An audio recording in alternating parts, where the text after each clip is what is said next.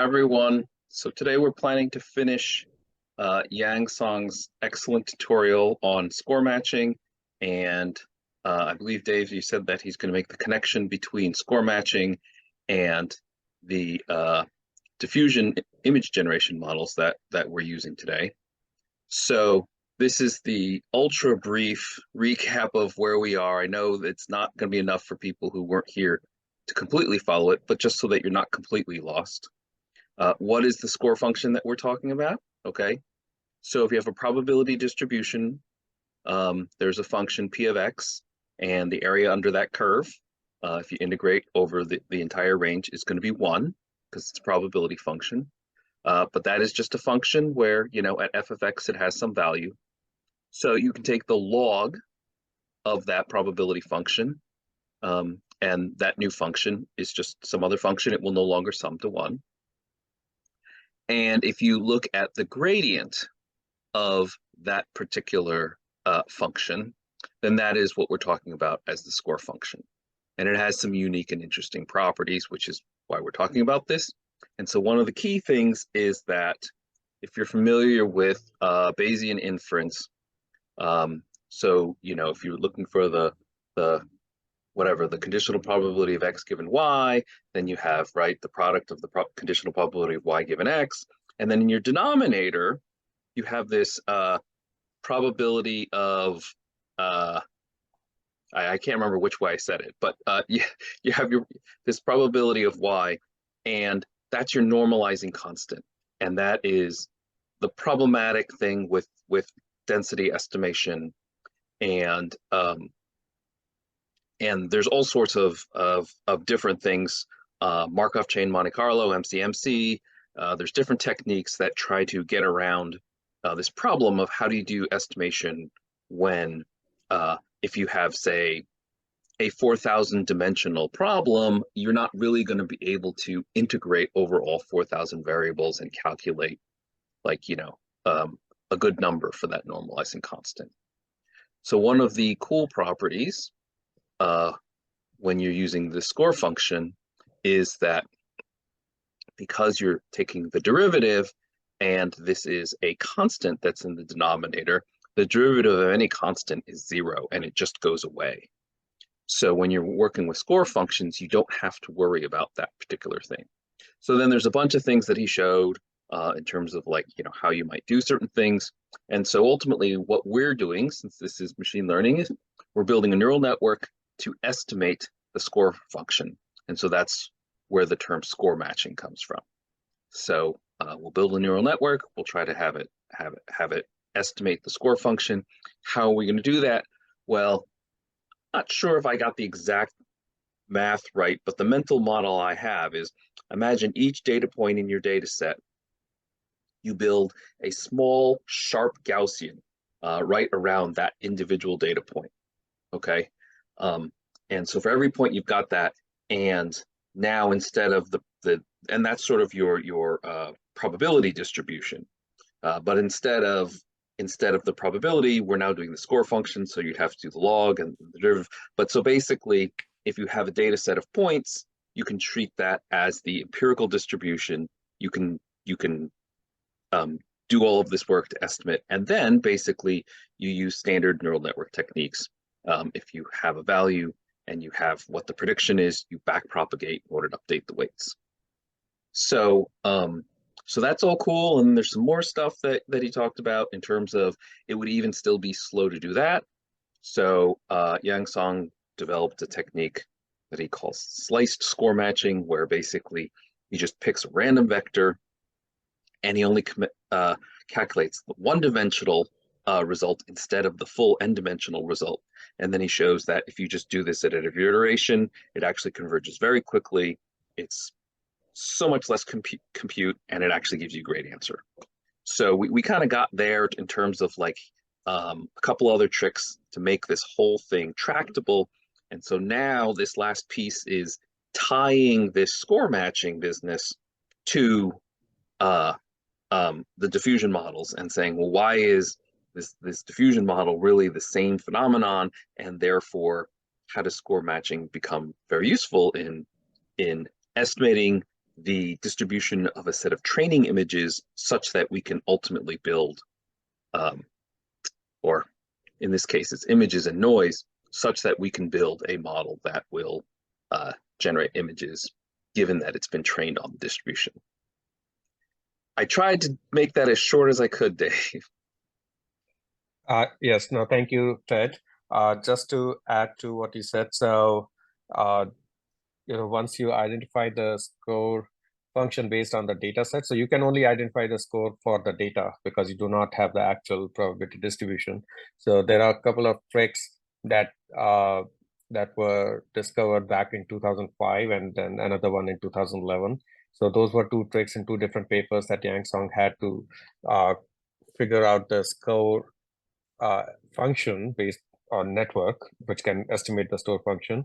One dependent on the trace of the data itself, the score function of the data itself, or the when I say score function, the score estimate of the data itself, and then optimize that using the slice space method that I talked about. Then there was another trick back in 2011 or 12 that was identified where you could have a cascading noise injection, and that helped with estimating the score much better. And that was the paper called noise condition score matching, and that was a breakthrough paper that led to diffusion optimization in 2020 or 21, where they applied the score matching to diffusion, and they saw that did much better than the original diffusion paper that they had. And then the second thing that excuse me, just one second. All right, so that was actually really good that Dave brought that up because that's going to help with our connection. So basically, again, if you weren't with us, it's probably not enough for it to completely make sense. But the naive score estimating, score matching, doesn't work well because it has a very difficult time estimating the gradient in low probability regions. Okay. And so basically what happens is if you add a lot of noise, that actually helps it see the general gradient towards the high probability regions or the nearest higher probability region. But the problem is that it adds so much noise, it contaminates your result. So what you do is you add a whole bunch of noise to get you out of the very low probability regions, and then you have a schedule where you gradually reduce the amount of noise. And so by the time you get to the end of your schedule, where you're adding minimal noise, now you're very accurately estimating the true function, not the function plus a whole bunch of garbage noise. Right. All right, and then back to you. Yes, and then they Yang Seng had third paper where they used this to generate the images, and it was still based on their tricks and techniques that they had. And they also showed that how they can combine that, build an independent for your let's say images world data set. You can build a score matching based generative model, but then provided the guidance based on another forward model for different situations. So that way you have a generic model, but that can be combined with a separate model, if you may, of your condition. And when I say condition, a class condition or some other condition, and then that can be used to depending on whatever you're trying to do with that condition. Let's say the condition is you have built a generative model for building generating all the animals, but now you have another classifier which can identify dogs. Then you can combine those two and get a much better model for just generating dogs, for example, or removing noise from images. And the example that they shared was from the CT scans, and be able to work with denoising or using very small number of CT scan images and still be able to generate a very high quality final image based on that. So those were some of the things that we discussed. Today, we plan to go to leveraging score matching in the diffusion model using stochastic differential equation generalization. So the diffusion model back in 2015, even though It inherently has the same diffusion process and the stochastic differential equation underlying phenomenon from physics that drove that. But the objective, the loss function, was derived using the variational inference, VLB, variational lower bound. But score-based objective function matching is a much tighter objective and gives much better results. And that's why score-based generative models are the foundation for the current generation diffusion models. So with that, let me share the screen. That was a pretty long introduction, but today's video is not that long. The remaining portion is 30 minutes. So hopefully we can do all of that as well. And I saw that in chat, Kay has shared a reference to Fisher information. Thanks, Kay. I think that's Amazon book or something. So thanks for sharing that. Let me share my screen and then we can go from there. All right, and so for everybody new, feel free to raise your hand, post something in chat or whatever. Generally, the way we go is we all ask questions throughout. We don't hold them off till the end, and that's the way that we all help each other learn. So don't be afraid to ask questions, please. Yes, and the group is very open-ended, as I described at the beginning. So we are not experts here. We are trying to learn together. So please do pause the video or raise hand or whichever way works for you, and we can discuss the topic that you want to discuss further. So with that, I'll mute myself here and start the video. This is where we ended last time, and let me just very quickly showcase what he did so far. So in this presentation so far, he has shared that how score-based generative models are very flexible. They're not tied to a specific architecture, like how VA is tied to, Gaussian latents or, the other more normalizing flows. You have to have cascading transformations predetermined. So they're flexible models. He showed that they are improved generation, and now what they are going to do in the rest of the video, including the question answers that are remaining, is the probability evaluation and how this is a much tighter probability estimation of the data, and therefore way more useful for many more objectives or goals. So he'll go through all of those, and I'll just let him play. And please again, pause or raise hand if you want to discuss anything here. Hey, I have a really dumb question. So why is it called a score, or what is it a score of? This gradient of log of differentiation of probability. So that is, in statistics, that's the definition of score. So when you have a probability distribution, well, you have some data, right? And you're trying to estimate the parameters for the distribution that you think it matches, right? And for that, one of the ways to estimate that is based on the Fisher information, and Fisher information is the variance of the derivative of the log probability for assuming that each of the data points, if you had your parameter based on each of the data points, when you look at that variance, then higher the Fisher information, the more confidence you have on the estimate of your parameters for the probability distribution. So that's a statistical background that we actually covered in 2 weeks ago. I can share that video. It is there on Slack as well, but I can share that with you, Jayanth. So there's a video by Mutual Information that we covered, and that person, I think his name is Duncan, or if I'm mistaken, then sorry for that, the owner of Mutual Information. But yes, that video did a very good coverage of explaining what score function is and what Fisher information is. And what score-based matching actually work on is the Fisher divergence, which is essentially the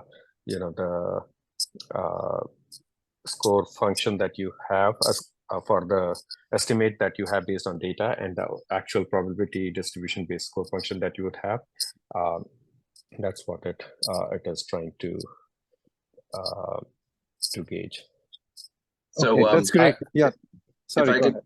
just add a little bit and like paraphrase, maybe not quite so mathematically rigorously, but like, imagine you're doing linear regression and you calculate all the Fisher information, you calculate the score, right?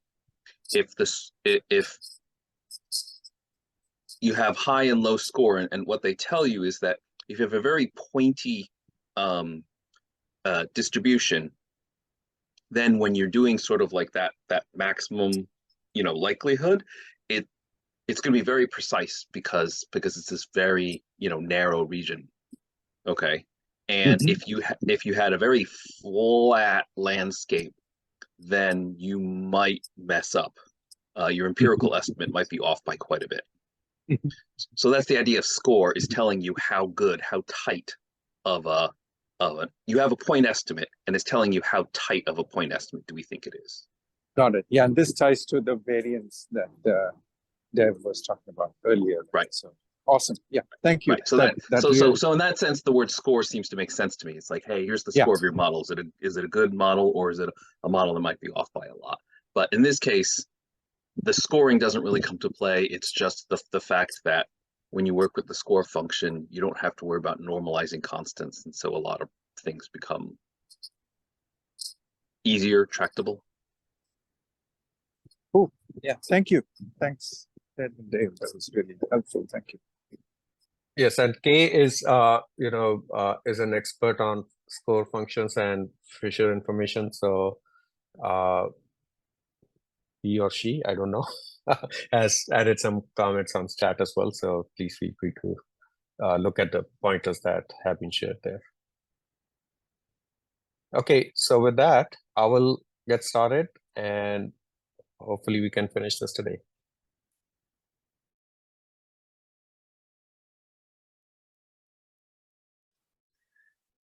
So for now, I'm talking about how score-based genetic modeling allows flexible model architectures, allows improved sample quality with a controllable generation procedure. In the last part of the tutorial, I will talk about how we can compute probability values accurately and how we can outperform existing likelihood-based genetic models in terms of density estimation. So in order to compute accurate probability values, we have to generalize the previous framework from using a finite number of noise labels to using an infinite number of noise labels. So let's get some intuition first by assuming our data distribution is a one-dimensional mixture of two Gaussians. And let's start with 3 noise labels. We have sigma 1 to sigma 3, and we use Gaussian noise of a standard deviation from sigma 1 to sigma 3 to perturb our data distribution. So if the noise level is large enough, we can convert any data distribution into a simple Gaussian distribution. We may use a one-dimensional heat map to represent each of those noisy data densities. With more noise levels, we have more heat maps. And in the limit of infinite noise levels, we have a continuous two-dimensional heat map that represents an infinite number of noisy data densities. We use PT to represent each of those noisy data density, where T is a continuous parameter ranging between 0 and capital T, while capital T is a fixed constant. When T is 0, P0 is the same of the data density because we do not inject any Gaussian noise at this time instant. When T is capital T, P capital T contains a lot of Gaussian noise. It would be close to a simple Gaussian distribution, which we denote as pi x. So suppose we are given this sequence of infinite number of noise levels. How do we generate noisy data? How do we generate noisy data sets for training our score models? Well, we need to leverage the intuition of stochastic processes. So starting from clean training data points, we progressively inject Gaussian noise to perturb our training data sets. So after enough perturbation, eventually we will obtain very noisy images, which are close to samples from a simple Gaussian distribution. So the trajectory of those noisy data sets form the trajectories of a stochastic process.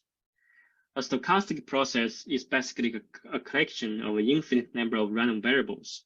Here, those random variables are indexed by the continuous parameter t.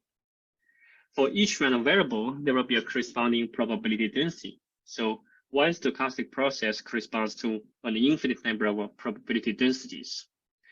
So how do we choose the right stochastic process such that it represents an infinite number of noisy data densities? Well, we use the tool of a stochastic differential equation. So a stochastic differential equation is very similar to an ordinary differential equation, but it has one additional stochastic term. In the general form of SDEs, we have one deterministic drift term that controls the deterministic properties of the stochastic process. We have one stochastic term which involves DWT, the infinitesimal Gaussian noise. So without loss of a generality, I will consider the following toy formulation of the SDE, which does not have the deterministic drift term, and it has a very simple stochastic term, sigma t. You can view sigma t as a continuous time generalization of noise level sigma I, which we introduced before. So now we have an infinite number of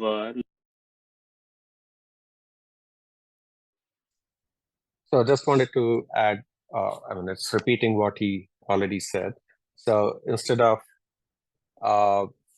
using t steps, this is now assuming continuous stochastic process. So each t that you can imagine between 0 and uppercase T in this case that you see here is a random variable which can have any of those, like whichever t you pick up, it will have some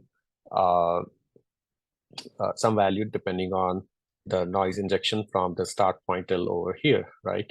Following this differential equation process. So I'm not an expert on the SDEs, but I have tried to read a little bit of it. So this is the typical SDE formulation with the deterministic drift, which is a direction in which, let's say, the particles are flowing. It's in the diffusion process, and this is the infinitesimal random noise that is being injected with a specific function also that is associated with it. So assuming t is large, then at the end of this noise injection process, each pixel is actually a Gaussian with mean, whatever this mean 0 is, and variance that you see here. So now, with that assumption, they will go ahead and solve for the each steps denoising. Assuming this is the noising process, the goal is to be able to denoise and generate the image back. Noise level. Sorry, quick question. Just to clarify, the noise DWT, the infinitesimal noise, is a zero mean Gaussian noise, and it's uncorrelated? Yes. So if you have, yes, it is uncorrelated. In that sense, it is independent for each step and for each dimension, but it is the zero Gaussian and and the variance, yes. So one other question. If we start with an image, on the left at t equals 0, with this process, we could end up with different noised images on the right when t equals capital T, right? Depending on each time you run through this. Correct. I was just wondering, but all of those, all of those images, if you go backwards, do they end up in the same image? I'm sort of wondering between the mapping of what we have on the left extreme to what we get on the right extreme. So that it will go back to the distribution that you have for your data set on the left side, because you're training essentially when you are denoising, right? At each denoising step, what you'll do, oops, sorry about that. At each denoising step, you are trying to denoise whichever that infinitesimal t that you're denoising at, or in the case of discrete steps, of course, that's what we'll end up doing.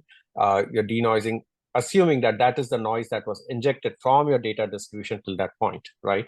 And now when you're doing denoising, you're trying to match that distribution at each point in time. So essentially, when you do the step-by-step denoising, by the time you reach here, your data that will be produced is in close vicinity to the original data distribution that you had for your data set. So it will be one of the close to one of the images or the combination thereof, as long as it's in the same distribution space.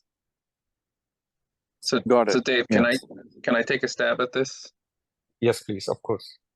So Jayanth, this is a stochastic process. So yes, absolutely, two or whatever, any number of images could all wind up with the same noise image when you get to the far right, capital T, big T. In fact, what should be the case is that all information has been lost and destroyed. So in fact, equally probable all images will wind up there, because otherwise all information wouldn't have been lost. Mm-hmm. Okay. Okay. So if you take a diffusion model and you don't give it any conditioning information, you don't say I want a dog, or you don't say whatever, Mm-hmm. then theoretically you get all images or images similar to images in the training set equally probable.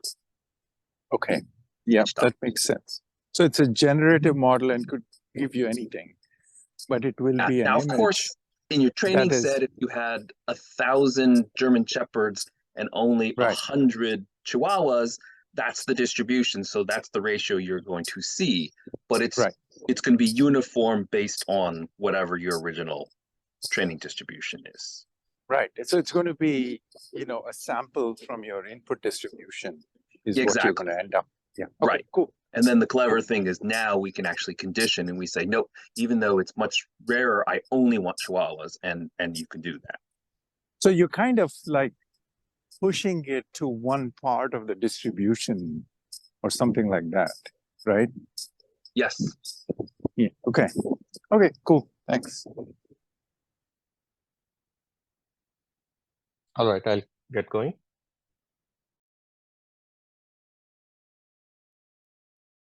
Level sigma I, which we introduced before. So now we have an infinite number of noisy data sets. How do we generate samples? Suppose we can estimate their score functions. Well, the sample generation process amounts to a time reversal of the perturbation process. So by reversing the perturbation process, we can start from Gaussian noise, then progressively denoise to generate noise-free samples. How do we obtain this reverse stochastic process? Recall that our forward stochastic process is given by a stochastic differential equation. It turns out that any stochastic differential equation of that form can be reversed in analytical form, and this gives us the reverse stochastic differential equation. The reverse stochastic differential equation depends on an infinitesimal noise term, dWt bar. So this is very similar to dWt, but it makes sense only when time flows backwards. It also depends on a score function of the noisy data density Pt. So now with the forward and backward SDEs, we can generalize the previous score-based genetic modeling approach to using infinite noise levels. In this formulation, the key is to estimate the score function, which we accomplish by modeling the by parameterizing the time conditional score model. So we hope to train this time conditional score model to approximate the score function of the data density and time instant t. And again, the training procedure depends on score matching. We have one score matching loss for any time instant t. We have a positive weighting function lambda t to balance the optimization procedure. And we have generalized the summation to an expectation over t. So after training with this score matching objective, we can obtain a good time conditional score-based model that approximates the score function of noisy data densities. And of course, training involves minimizing this score matching objective, and we can train it efficiently using denoising score matching or sliced score matching. After training, we can plug our time conditional score model into the reverse time SDE. And then we can use any numerical SDE solver to solve this reverse time SDE for sample generation. And one simple approach is the Euler-Maruyama approach, which is the stochastic generalization to the classical Euler solver for ordinary differential equations. So with this continuous SDE approach, we not only improve empirical performance, we can also finally discuss how we can compute the accurate probability values. And this requires us to convert the stochastic differential equation to an ordinary differential equation. So with the right SDE, we can convert any data distribution to the Gaussian distribution. It turns out that we can do the same thing by using ordinary differential equations. So the trajectory of the ODE and the SDE look quite different from each other, but actually they can share the same set of marginal densities as given by the background. So for any SDE of this form, we show that the corresponding ordinary differential equation named probability flow ODE has the form on the right side. So again, this ODE only relies on the score function. And since we have the time conditional score model, we can plug it into the ODE. And then we can solve the ODE in various ways. So after substituting this model into the ODE, we can solve the probability flow ODE backwards in time by starting from some samples from the Gaussian distribution. And this ODE trajectories gradually convert our Gaussian vectors into high-quality image samples. And we denote the resulting distribution of samples from this ODE solver as p theta. So now I will show you how to compute the accurate value of p theta. So recall that we define this probability distribution in this way. We have prior Gaussian distribution, we have time conditional score model. By solving the ODE, we get the distribution p theta. So this is actually a bijection. So why we need to compute the exact likelihood? Because they have many useful applications. We also mentioned this briefly before. This includes lossless comparison, unsupervised anomaly detection, generative classification, density estimation, and so on. And the formula for this likelihood is given by the following equation. So this equation connects log p theta on any data point x naught with the log prior distribution log pi, and also one-dimensional integral that involves the trace of the Jacobian of the score model. So the trace can be computed using an unbiased estimator, and the integral can be computed using an ODE solver. This integral is simple to evaluate because it is a one-dimensional integral. So here are some results of computing the density with this ODE approach. So our results are highlighted with the green box. And we report results in negative log likelihoods, which are better when lower. And in this table, you can see that we can achieve lower negative log likelihood on almost all previous approaches, even though our methods are not explicitly trained for maximum likelihood. I mentioned that the weighting function lambda t can be chosen using some theoretically principled approach. And indeed, we can do that to specifically maximize maximum likelihood. So there is a theorem we show that there is an important connection between. Sorry about pausing it here. Just wanted to highlight two things that were shared so far. So of course, one was that you may have heard the term. Let me just take the timestamp of this. It's 109:52. So you may have heard the term, different samplers. So if I go back here, so this is one of the sampling mechanism, using Euler-Maruyama sampling. There are other efficient ways of solving for the data. So for each t, if you proceed with this time variance, this is how you can get the generate the image. And in this case, they what we are doing in this slide, or what he went through this process here, was the score based generative modeling via SDE. So there is a lot of work that has gone in terms of optimizing the sampling process, what you see here. And this is, I think, what they used in this 2021 paper.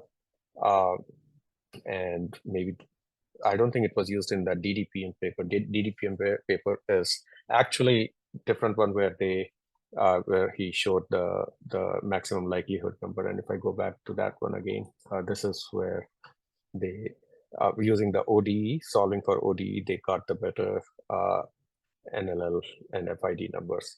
So just wanted to highlight that part before proceeding further. I have a question before you go forward. I think I may have missed a step where he basically says, solving this SDE is converting to solving an ODE. Oh, yes.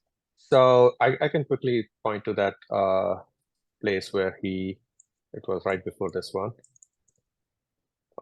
Yeah, right here. So there is an equivalence which he established here. I don't have the mathematical background to prove that, but Right.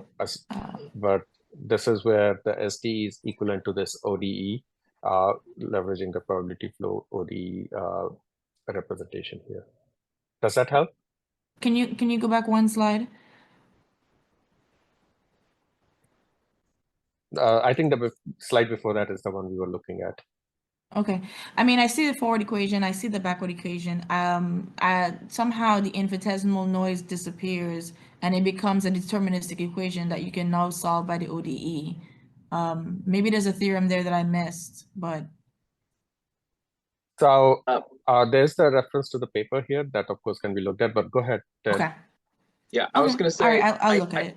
I don't think he actually tried to prove it or give an intuition. He just stated it. So, yeah, this was new for me too. But I think basically what he's saying is, what you see right now on the slide that is shown is the forward process. This is the noising process. Okay. And so what he's saying is you can do it in a stochastic fashion, but if instead you do it in a deterministic fashion, and I'm not sure exactly what that means, but basically, if you deterministically add noise, you wind up with the same univariate The same Gaussian on the far right. distribution. Yeah. And so what he's saying is then you can reverse either of them when you get to the next slide. And the reverse process will get you, yep, too far, Dave. Yeah, here. So the white lines are the deterministic ODE trajectories. And so he's saying basically the gradients will point you to that original data distribution, even though you're no longer using a stochastic process, which I think is pretty cool. I have no idea how you prove that, but yeah. I mean, once it's a deterministic process, going forward and backwards, it's pretty simple to prove. But yeah, I'll follow up on that paper. That's interesting to see how he proves equivalence between the deterministic and stochastic profiles. Yeah, for me, the forward is more intuitive, right? But since it's deterministic, then of course the backward, it's a bijection between, right, the forward and the backward, right? So it must be the case that if it's true in the forward direction, then you can just reverse it to recover the original distribution. And I'll think about that. sure Yeah, no, I like your intuition. Yeah, and as Ted mentioned, I don't think he's trying to prove that here. This is, I would imagine, a known identity, if you may, or the SDE and ODE correlation must be known, but I don't know. I have to look at the paper myself to determine it further. Thank you. Yeah, thanks for the question, because I was actually going to asked to go back to that same thing. Right, and this is once you have that, this is the exact likelihood computation based on the data set that you have. And once you have that, you solve it using ODE solver, and you got really good results, state of the art Dave, results. one other quick comment. If you look at like people's tutorials talking about, generating images, oftentimes they'll talk about, well, I experimented with different solvers. And my intuition is that if you did a lot of steps and you did a lot of small steps, then kind of no matter what solver you used, you would get really good results. Right? But everyone's go ahead, Ted. Yes. I don't know if that's your everyone's question. Trying to generate images with the minimal compute in the fastest amount of time. So they're trying to take the biggest steps possible. And now you run into two issues, right? You run into both the fact that this process is this solver is only approximate, it's not exact, and if you're taking really big steps, it's really not necessarily going to give you the correct answer. And I think there may also be some, I don't know if there might be some like numeric instabilities or whatever, where, small differences early on can sort of, grow and multiply. But so that's why when people have these aggressive schedules of few large steps, in fact, the different solvers do sometimes empirically have noticeable differences in image quality. Right. Does that sound right, what I'm saying? So yes, there are two things about it, right? So in terms of the solvers, those solvers exist from the physics world or the mechanics world, right? For many, many decades now. And there are optimizations up to fourth order, if you may, for solving those ODEs, right? So, and I think in some ways, when you have those higher order solutions, you may bypass the number of steps, but you still have to ensure that for your problem, not the physics problem where those were solved for, this still holds in terms of the denoising process that we have here. So your point is true that different solvers exist and they are empirically trying it. But in terms of which solvers work best, I have to agree with you that yes, it's probably they're trying it and figuring it out. But beyond that, I don't have more insight into it, that where it comes from, and it's an established math for it, and now they're trying to apply it for image generation over here. All right, thank you. Does that answer? I don't know if it answers or not, but I'm just guessing as much as you are at a higher level. Yeah. When we're talking I could be wrong. about... Sorry, go ahead. Sorry. No, I'm just thinking, you're talking about ODE solvers, correct? Correct. Yeah, and yes. what I'm saying is they're using these ODE solvers very aggressively. So instead of taking a lot of small steps to do this reverse time process, they're trying to do it in as few steps as possible, and that's where you run into problems.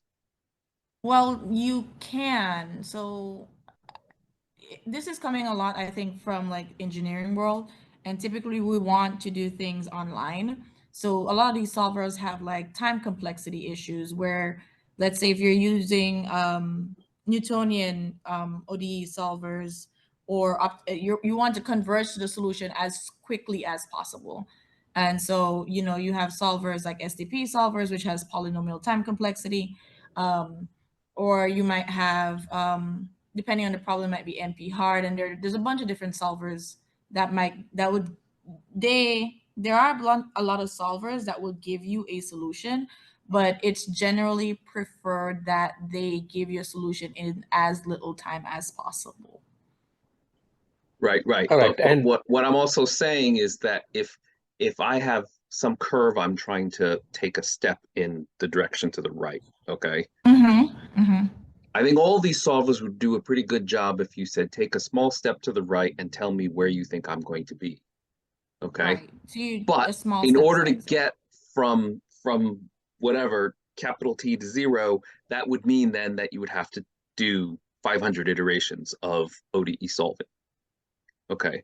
So what I'm saying is my intuition is the reason why some work better than others is not necessarily because others are just fundamentally not good, but it's because people are being so aggressive. They're saying, can I get like, between T and 0 in only 30 steps? Like, name that tune. Well, can I get there in only 20 steps? Can I get there in only 15 steps? Can I get there in 12 steps? So now you're trying to take these huge leaps. And so any, error in that estimate of the solver is going to be multiplied by taking such a large step. Correct. Yeah. So it's a function of the complexity of the solver, as Chanel is saying, as well as how many steps can it optimize. So It also both has to of do with your those. application, right?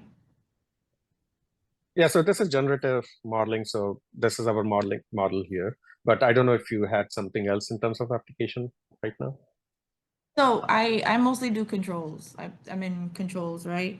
So like I work on fault tolerant control, and imagine you have an aircraft that's going along and there's some damage and I have an optimization solver. I want that to compute a solution in as little time as possible. And usually if you have an optimization solver that is progressively updating your estimate, your step size, how do you choose your step size? That's usually heuristic. Correct me if I'm wrong. And so if you choose too big a step size, you're gonna be overshooting, and basically oscillating towards a solution. If you choose too small, then it's gonna take too long to converge to a solution. So I think for this case where a lot of things are done offline and it's just like looking at images, it might be fine to just take a small step size and wait for the longer period of time for it to converge. But in some applications, you might want to be more aggressive. Right. And by the way, I just want to be clear. I'm not talking about the step size internal to the solver. What I'm saying is it's like, imagine you're in an airplane. Am I trying to predict something a millisecond from now? Or am I trying to predict something 200 milliseconds from now? I'm saying your error is going to be a lot larger if you're trying to predict 200 milliseconds from now. In that case, like if this is an engineering world, we usually have the derivative function and we do integration. Kind of like we have the derivative function, we just integrate it with the delta t steps. So in that case, the time step, it just kind of like give us like how precise we have something. So that's usually, yeah. In integration, I think what Shani said, what Chanel said is that it's kind of like is that we have lots of boundary conditions, and we are trying to solve like a combination of partial derivative functions so that we can get kind of like the specific state of each time step. So Shani, is that what you're talking about? I was thinking more about, and I may have gotten this wrong here, optimization solvers, right? I was thinking times the step size and the amount of time it takes to converge to a solution. If you're talking about a time horizon in which we're projecting into the future, that's also a different discussion. Yeah, so staying on the first subtopic that you mentioned, that is what we are focused on here as well. So the number of steps is trying to get one image, if you may, right? And I think that's what you have in mind, Chanel. Yeah. So it is important, even in this generative world, for diffusion models to be really fast. And the comparison, the benchmark is there anything else which does better and faster? And of course, GANs are much better and faster, right? Or at the time when they were trying to optimize it. Diffusion models based on denoising, the diffusion generative models were discovered back in 2015, but they never took off till 2020, this paper DDPM, and then this 2021 optimizers, because another paper called DDIM in 2021 is for the reason that even with DDPM paper where they had the other paper where they had the SDE correlation and they showed really good probability estimation, right? Likelihood estimation, that was still doing 1,000 steps. And GANs would, and generating images using this process, without this process, like going to 1,000 steps was just too long. It would take 20 hours to generate 50K images back then with the state of the art and the best of the best GPUs, versus GANs would do really, really fast. So there was a big pressure to optimize this and do fast as well. Well, not pressure, but it's research work. So if you can do it better, then they had shown that it gives better results, but it is like a better probability estimation and the better images. It's just that it's slow. So it was research focus was to optimize it to do it. So to your point, even though it's not a real world scenario, if you may, like a life and death situation like an aeroplane thing, but still it's very important that it be done faster so that it is, given that it was giving good results. If it is slower, it didn't, diffusion based models didn't take off. I don't know. I mean, all right. Yeah, if that helps answer your question or not. Yeah, thanks, Dave. I don't want to get too bogged down on this one thing, so I think we should probably move on.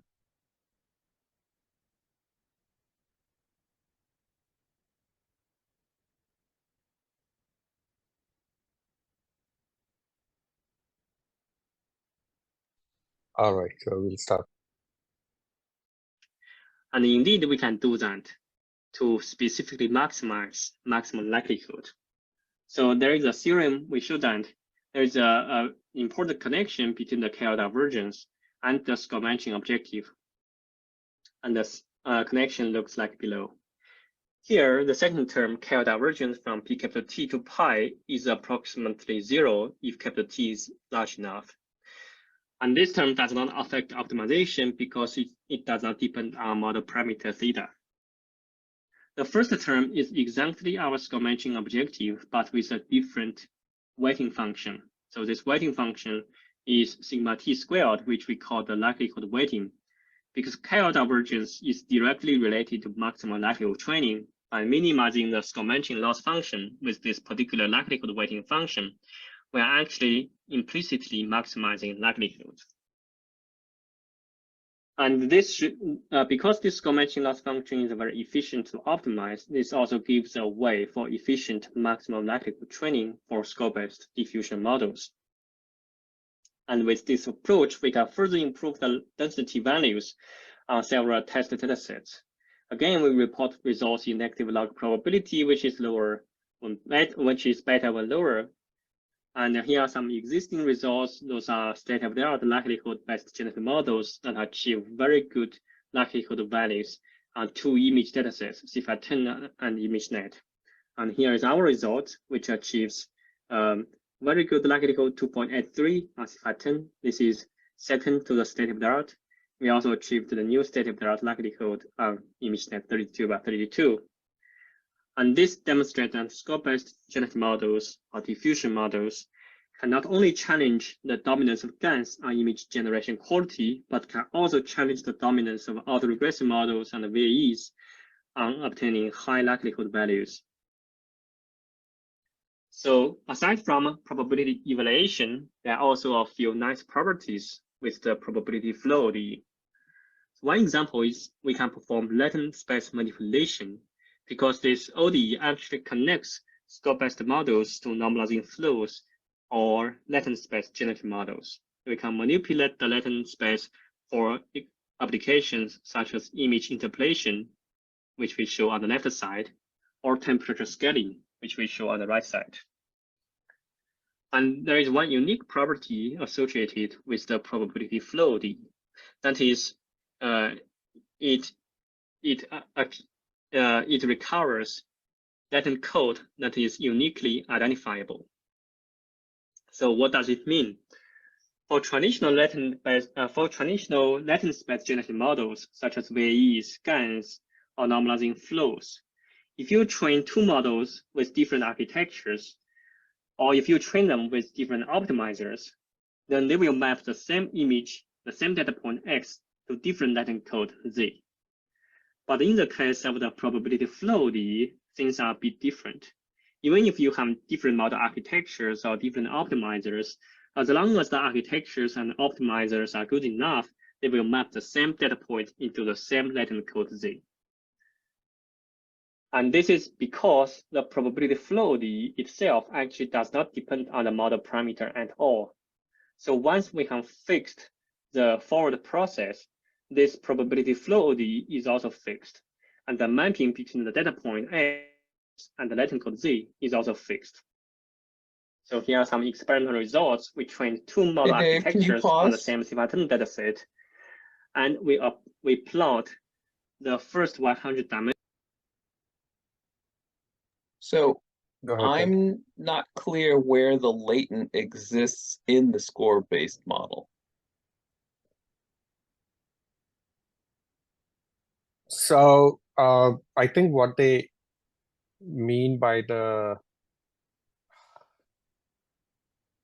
so there could be two things that they may mean here. I'm not 100% sure right now. So one could be if you have the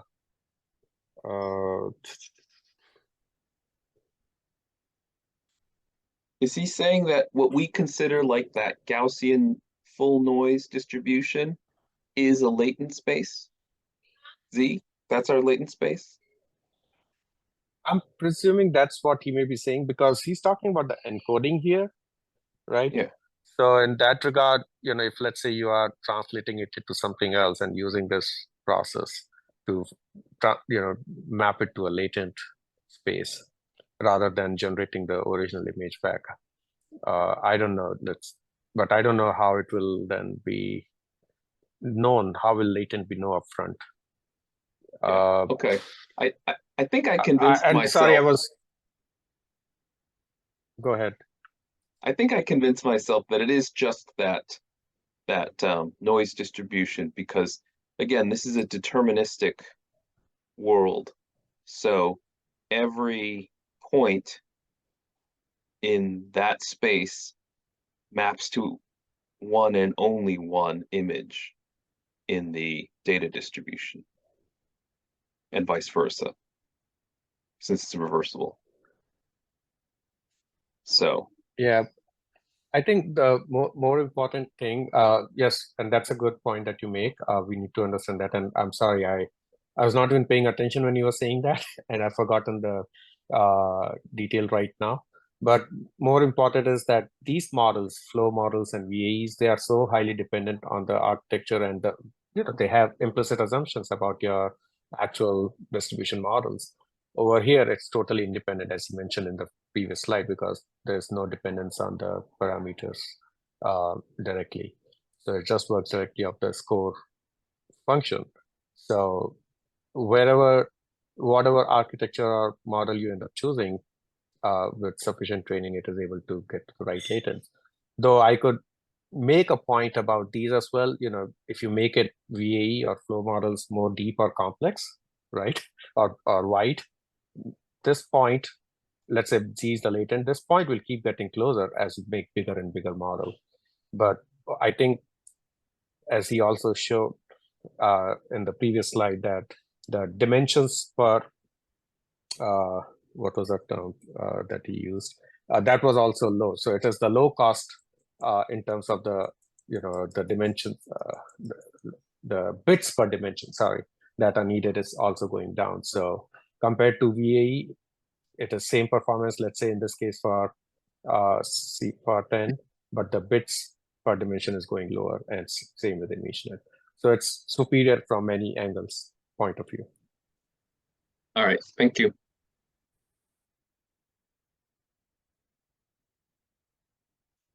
And I will get back to you, Ted, on this one. This is a good question, and I'm sorry I don't have the direct answer. I thought I understood it earlier, but I don't know it right now. So Ted, are you saying that Z corresponds to the noisy image that we get at capital T? Yeah, when you're using an ODE, it's deterministic. So right, when you sample from the Gaussian, right? Mm-hmm. I mean, to us, it just looks like a bunch of random numbers, but Mm-hmm. no matter what system you plug it into, doesn't matter. if you have an accurate score function, that set of numbers will always map to the same image. Mm-hmm. Okay, so I guess the difference might be because capital T is a parameter, right? So I guess it's an estimate of your Z. But if you do it for long enough, what this is saying is that it will end up in the same Z. Yeah, I mean, you have to keep certain parameters like capital T the same, and you have to keep your data distribution the same. But given those, then basically your it's a deterministic trajectory. So it's not like I mean, I don't know how else to say it, but it's yeah, no, so, I get so it. the latent space may or may not be interpretable, right? It's not necessarily the case that all dogs are near each other in the latent space, but it is true that, like, if this maps to a picture of Lassie, then that's just how it is. It's deterministic. Interesting. Okay, cool. Thanks. Yeah, and pauses if it's okay with everyone. We do want to finish this. This has been going on for 1 month now, this discussion. We have only done so far in almost an hour, done only 13 minutes of video. So if that's okay with it. Thanks, Dave. Let's see if we can finish. It does not depend on the model parameter at all. So once we have fixed the forward process, this probability for the latent to the first 100 dimensions of the latent code for a fixed C5 image input. You can see that the latent code is almost the same, even though we were using two different model architectures trained separately. So as a summary, we have talked about score-based generative models. It has multiple desirable properties. The first, it allows very flexible neural network models. And because the score functions can bypass the normalizing constant, and we can train those flexible models from data with principled statistical methods. And second, we can generate samples with very high quality that can even surpass GANs in many challenging image generation tasks. And moreover, we can control the generation process for important applications in conditional image generation and also inverse problem solving. And finally, we can compute probability values accurately, even though we only have models of the score function. And empirically, we can even obtain better density estimation performance than existing likelihood-based generative models. And with that, I'd like to thank you for your attention, and I'm happy to take any questions. I was wondering whether you could comment a little bit more on the link between the forward models and then the score-based function. Because, for instance, you're saying that it could be like a physical simulation. It can't be like an image-to-text network. What are the requirements, or what could be like the forward model? What are the limits to what that model can be? Yeah, so ideally, the forward model has to condition on noise level T as well, just like the score function. So if you have such a forward model, then you can generate from the conditional distribution exactly, just like a class conditional generation, text-to-image synthesis. So in all those cases, we have a forward model conditioned on noise level. If we don't have such a noise level, which is the case in medical image reconstruction, we need to develop approximation approaches. So if the forward model is linear, then it is typically easy to approximate it. And there are already a sequence of follow-up works that demonstrate different methods for approximating the forward model. So if this forward model is nonlinear, then approximation is a little bit more complicated, but it is not impossible. So there are also relevant works on that. It is still a research direction whether there exists a principled way to convert a single forward model to a sequence of forward models that condition on the noise level T. So I hope that answers your question. Yeah, thanks. Okay, so there's a question in the chat. Do you have any intuition on why diffusion models outperform GANs? Are there cases in which diffusion models underperform GANs/VAEs in terms of performance? Yes. So this is still an open question because people don't have even any understanding on why GANs have better sample quality than VAEs or autoregressive models and other things. But I can offer some intuition and some guess about why diffusion models generate samples of better quality. So my first hypothesis is that because diffusion models have very flexible neural network architectures, so architectures are critical in the performance of deep genetic models. Even for GANs, the importance of architecture cannot be underestimated. For example, GANs did not really have good performance until people have invented DC GAN architecture and more recently style GAN architectures. And this is the same case in diffusion models. Because of the score functions do not have to be normalized, you can use almost arbitrary neural network architectures. And this offers a lot of advantages. For example, nowadays, all the diffusion models are based on unit type architectures. If you change them to some other type of architecture, the performance usually degrades a lot. But because diffusion models allow us to use flexible architectures, we have more degree of freedom to try different type of architectures. And some of those neural network architectures are extremely powerful for other computer vision tasks. For example, UNets were initially used in image segmentation and some other dense prediction tasks. And that's also the reason why we tried UNets in score-based genetic models. So because of this extra degree of freedom, we can use very good deep neural network architectures, and this helps in terms of sample quality. So another hypothesis on why diffusion outperforms GANs is based on the observation that diffusion models generate samples with better diversity. So why they have better diversity? Because there is a strong connection between the score matching laws and maximum likelihood. And maximum likelihood is an objective that promotes high likelihood. So when we are training diffusion models, we are also implicitly maximizing likelihood to some degree. And that means we have better diversity in a sense. So another reason why diffusion outperforms GANs is due to the reason that we can decompose the conditional score function into two terms. And as discussed in the tutorial before, the score function is decomposed into the sum of the unconditional score function and the gradient of the forward model. So we can actually reweight the gradient of the forward model to trade off diversity and image fidelity. And this technique called classifier guidance or classifier free guidance, which was later developed further by OpenAI people and Google people, those techniques can become absolutely important for like text-to-image generation approaches. Without this kind of a guidance, the samples will have much worse quality.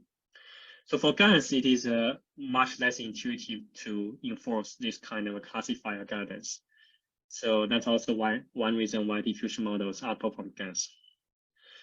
So in cases where diffusion models underperform GANs or VAEs, I think one example is a sampling speed, because diffusion models require a sequence of iterative sample generation procedure.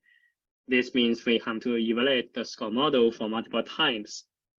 While in GANs or VAEs, you only need to evaluate the image generator with one network evaluation, so it is much faster in that case. So there are already a lot of progress for accelerating the sampling speed of diffusion models. So in the future, I think this part will become less and less important.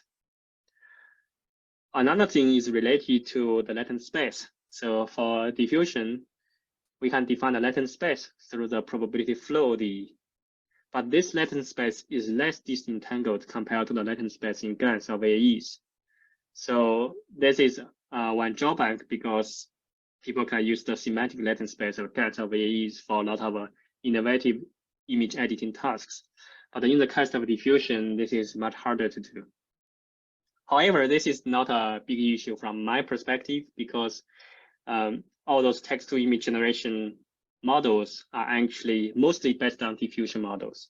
And in those cases, when you have a text-to-image generating model, you can basically view the text description as one Latin code.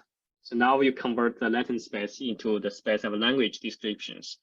And I believe language descriptions are the best Latin space for any type of image editing. It is interpretable, it is very easy to manipulate. So in that regard, I think it is less harmful for diffusion models to not have a similar Latin space as in GANs and VAEs. So yeah, so that was a long answer. I hope that addresses your question. And you briefly touched upon this in your answer, but what is the main architecture type that is being used in current diffusion models? And how large are they compared to other state-of-the-art neural networks? Yeah, so right now we still use UNet architectures. So UNets are very similar to resonance, but they have some additional skip connections connecting feature maps with the same resolution. And in terms of the size of model architectures, diffusion models can be very large. Like they can be as large as the largest image generative models from other categories. But compared to language models, they are still relatively small. So all the recent text-to-image generative models have parameter count around like a few billions.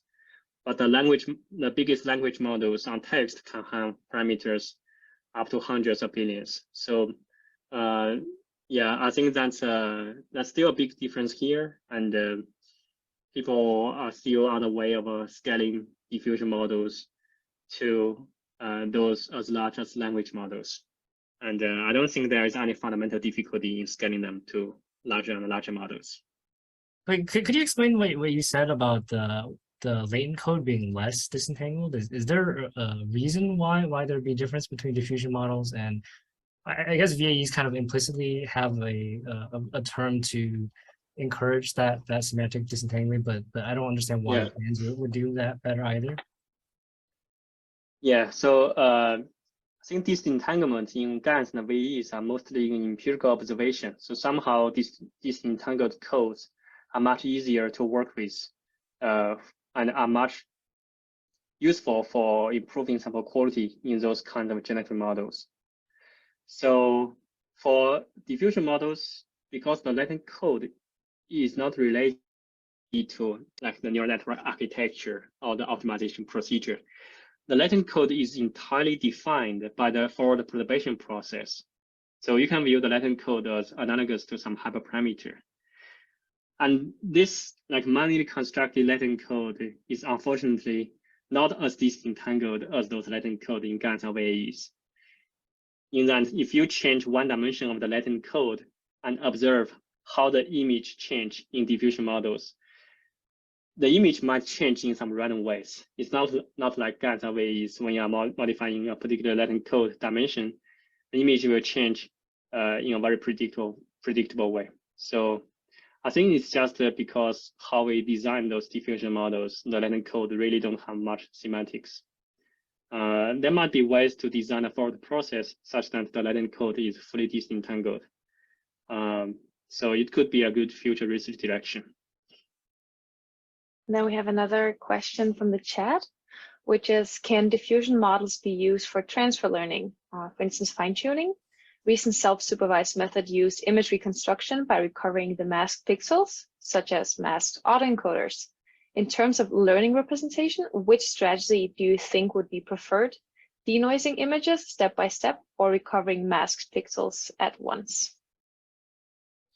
So anyways, so from my understanding, there are a lot of similarities between masked self-supervised learning and diffusion models.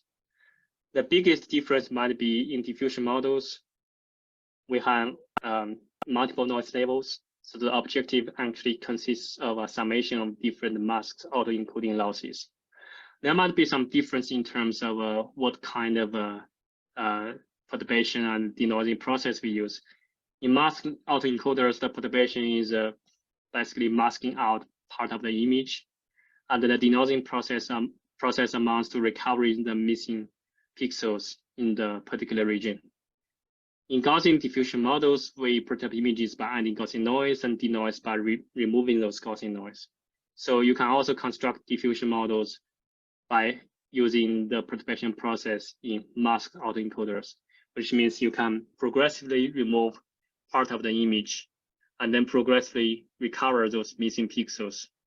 So you can use similar procedure for self-supervised representation learning as well.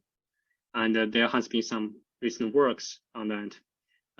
In that case, you will obtain representations as a function of noise level. And this continuous formulation of the representation might be useful for some downstream tasks as well, just like masked autoencoders. So which strategy should be preferred? This is hard to say. I think only experiments can give you the definite answer. But both approaches are reasonable and they are all worth trying. In terms of a transfer learning or fine-tuning, so it really depends on like what kind of diffusion models you want to use. There are some recent work on text-to-image generation diffusion models, like you can fine-tune DALI 2 or imagine or tasks like dream boost or texture inversion. I don't think that's much different from other generative models in terms of capabilities for transfer learning or fine-tuning. Yeah, there is another question. Does diffusion model also have overfitting and mode collapse? If so, how to deal with these problems? So that's a good question. So diffusion models also overfit and also have mode collapse. And in terms of overfitting, it's quite easy to detect overfitting in diffusion models because you can just compare the loss curve for training and test. If the test loss curve is going up, then it indicates clear overfitting. So for some small image datasets like C510, overfitting is very important to suppress overfitting in order to obtain samples of high quality. And we typically use dropout or wet decay. For larger datasets like ImageNet, because there are so many images there, it's becoming harder and harder to overfit. However, it is still possible for diffusion models to memorize certain images in the training dataset. This is called image regurgitation, I think. This was observed in DALI 2 training as well. And this is typically caused by like repetition of certain images in the training dataset. If there are a lot of similar images and more or less the same with each other in the training dataset, then it is very likely for the diffusion model to completely memorize such images. And the way to mitigate this problem is to do image deduplication. So basically remove all the similar images. And or another way to do it is to increase the size of the training data set. Like if you have a lot of different images and a lot of images are repeated in similar ways, then it is also helpful for the diffusion model to avoid memorizing such images. So diffusion model do not have like mode similar, like they have some kind of mode collapse, but not in the same way as GANs. Because in GANs, mode collapse usually happens when the training is done poorly. But for diffusion models, the mode collapse usually happen because of the data set. So yeah, that's a very interesting difference. So in the score-based models, like there's usually a sigma term, I think that you introduced, and you said that one of the reasons why you want this is for kind of tractability reasons. Do you think that the weight sharing that this also introduces is important for kind of the models to do well, or is it kind of just an artifact of reusing the same model? Yeah, weight sharing is also important on some small scale problems.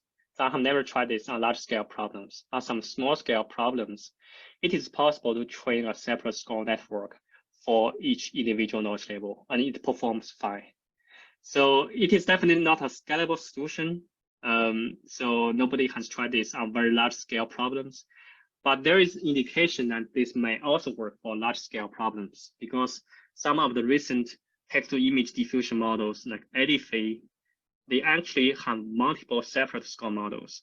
So some of the score models are responsible for high noise levels. Some of them are responsible for middle noise level, and some responsible for small noise level. And this can indeed greatly improve the performance. So from this perspective, I don't think wet sharing is the most important thing to explain its high sample quality. And if you have the computing resource to do it separately, then maybe it can be much better.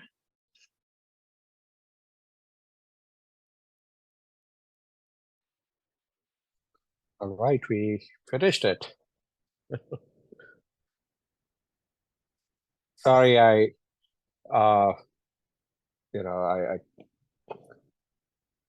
I mean, you could have interrupted, but sorry, I just wanted to finish the video today. It has been going on for 4 weeks now, and I didn't want it to go for another week.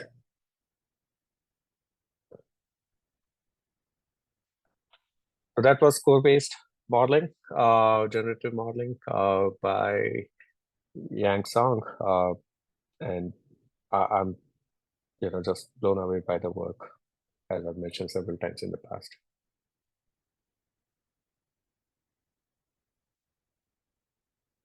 Did I lose people here? Maybe not.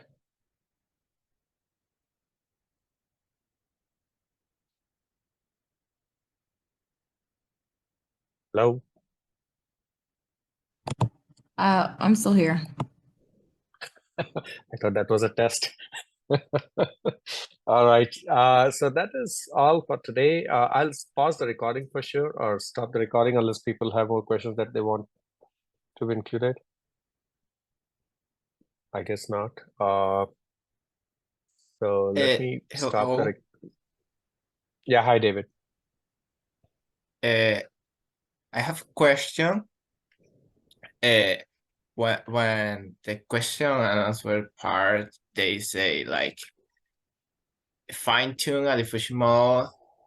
It was he explained some things. I remember it that these diffusion models use something called LoRa ODE that is small and faster than traditional ODE diffusion models.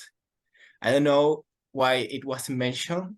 I don't know if this LoRa ODE is newer, but what I have seen that this is work for modifying a small part of the model, so the weights of the neural network are not really modifying, but it should be applied after the image is generated. Is this correct? Yes, so there is a new work that came out earlier this year or a few months ago. I think it was introduced by NVIDIA called Perfusion. We covered that around a month or two ago, in this meetup as well. So there they have a key logged equivalent to, you could say, LoRa kind fine tuning, if you may, for understanding some concepts and injecting some concepts in your diffusion model. So that is a new work. This presentation is from December 2022, so almost 10 months ago. And as far as I know, so LoRa has been around for especially for text LLMs for 2+ years, but in terms of application to diffusion, there was some work with respect to text inversion, which he talked about, and the overfitting issues with that he talked about. There were some other works as well, but the specific one that you're talking about was introduced sometime earlier this year. There was another work which was guided. This was more like guidance. I don't know if it is fine-tuning control net inclusion. We haven't covered control net, and I haven't read the details of that, but there's another way to fine-tune your diffusion to be guided in a specific way through another model called control net. But I think your specific mention about LoRa is more like that perfusion model or the key log model. And Sally, who is, I think he's on the call. Yeah, he had presented that maybe a couple of months ago. So it's there on our meetup page, but of course, feel free to either look at that or you can go directly to the paper as well.